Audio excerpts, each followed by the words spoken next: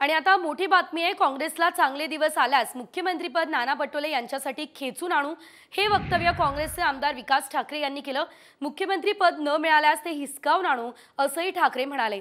दरम्यान कार्यकर्त्यांची प्रतिक्रिया ही स्वाभाविक असते, अशी प्रतिक्रिया काँग्रेसचे प्रदेशाध्यक्ष नाना पटोले यांनी दिली। अब कांग्रेस के अच्छे दिन आएंगे, कांग्रेस के आमदार चुन के आएंगे तो उसका इनाम भी नाना भाऊ को मिलेगा, नहीं मिलेगा तो छीन के लेंगे। दोस्तों, विदर्भ वाले, जो मेहनत करेगा उसका इनाम उसे मिलने को ही होना, और लड़ाई लड़ने के लिए भी अपन लोग तैयार रहेंगे, इसमें निश्चिंत रहिए। मगर उसके पहले अपने ज्यादा से ज्यादा आमदार यहाँ पर चुन के लाने की जवाबदारी हमारी है। अरे विदर्भाला वसंतराव नायकानंतर आणि सुधाकर नायकानंतर 32 वर्ष झाले आजपर्यंत मुख्यमंत्री मिळाला नाही।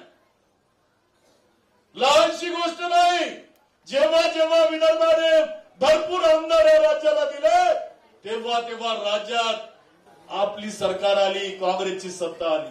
तो तर गांधी परिवार आहे, ज्याचं काम बघतो त्याच्यावरच शिक्का मारतो।